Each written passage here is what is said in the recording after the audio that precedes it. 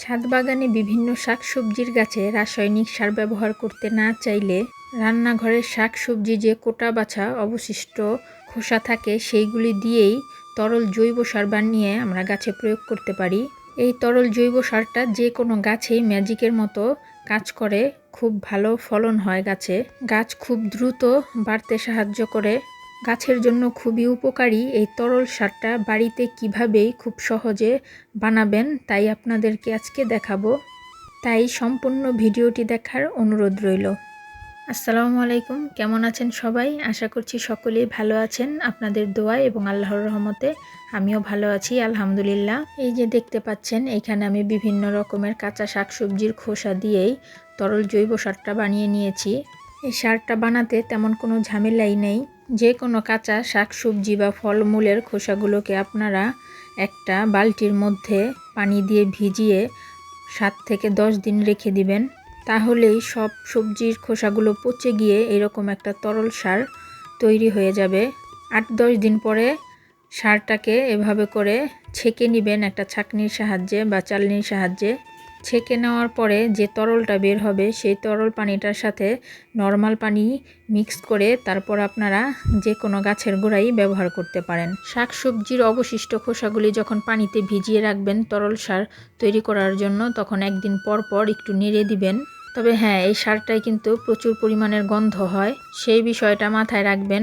যখন এই তরল সারটা যে কোনো গাছেই ব্যবহার করবেন তখন গাছের গোড়ার মাটি যদি এরকম চাপ বাঁধা থাকে তখন মাটিগুলোকে একটু আলগা করে নেবেন। মাটিগুলো আলগা করে নিলে তরল সারটা গাছের গোড়ায় ভালো মতো পৌঁছাবে। এখন বলি এই তরল সারটা বানাতে কি কি ব্যবহার করবেন আর কি কি ব্যবহার করবেন না।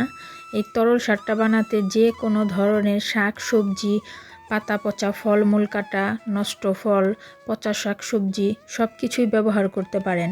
তবে এই তরল সারটা বানাতে গেলে এখানে রান্না করা কোনো খাবার ব্যবহার করা যাবে না, তেল জাতীয় কোনো জিনিস ব্যবহার করা যাবে না, কাঁচা মাছ মাংস বা রান্না করা মাছ মাংস ব্যবহার করা যাবে না, লেবুর খোসা বা টক জাতীয় কোনো ফলের খোসা বা ফল ব্যবহার করা যাবে না। এখানে আপনারা চা রান্না করার পরে যে চা পাতা থাকে সেই চা পাতা ব্যবহার করতে পারেন, তবে সেই চা পাতা অবশ্যই যাতে চিনি মুক্ত থাকে, মানে চা পাতাটা পানি দিয়ে ভালো মতো ধুয়ে তারপরে ব্যবহার করবেন। আর তরল সারটা বানানোর পরে কি পরিমাণের পানি মিক্স করবেন, দেখা যায় আপনারা যদি 2 মগ তরল সার হয় তার সাথে 2 থেকে 3 মগ পানি আপনারা মিশিয়ে নিতে পারেন।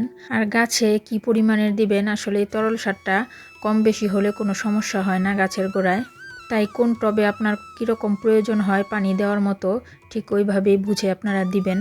আমরা অনেকেই ছাদ বাগান করি, তাদের মধ্যে অনেকেই আছেন যে রাসায়নিক সার ছাদ বাগানের গাছে ব্যবহার করতে চান না, তো তাদের জন্য কিন্তু এই সারটা খুবই প্রয়োজনীয় আর গাছের জন্য কিন্তু খুবই উপযোগী। এই সারটা 10 দিন বা 15 দিন অন্তর অন্তর যদি আপনারা গাছের গোড়ায় এই সারটা ব্যবহার করতে পারেন তাহলে দেখবেন নিজেরাই গাছের পরিবর্তন বুঝতে পারছেন। তো শাকসবজির খোসা দিয়ে কীভাবে বানাবেন এটাও আপনাদেরকে একটু দেখিয়ে দিচ্ছি। আসলে এটা কোনো ঝামেলার কাজই না। যে কোনো একটা বালতিতে এরকম সব ধরনের শাকসবজির যে খোসাগুলো থাকে সেই খোসাগুলো নিয়ে বালতিটার মধ্যে দিয়ে দিবেন আর এভাবে করেই ভিজিয়ে রাখবেন 8-10 দিন। তারপরে দেখবেন যে 8-10 দিন পরে এই সবজির খোসাগুলো পচে গেছে আর মাঝে মধ্যে একটু নেড়ে দিবেন। সবজির খোসাগুলো পচে যাওয়ার পরে সেই তরলের সাথে আরও কিছু পানি মিক্স করে গাছের গোড়ায় দিয়ে দিলেই কিন্তু হয়ে গেল। আমি আমার ছাদ বাগানের জন্য কিচেন ওয়েস্ট থেকে তরল জৈব সারটি যেভাবে তৈরি করি তাই আপনাদেরকে দেখালাম।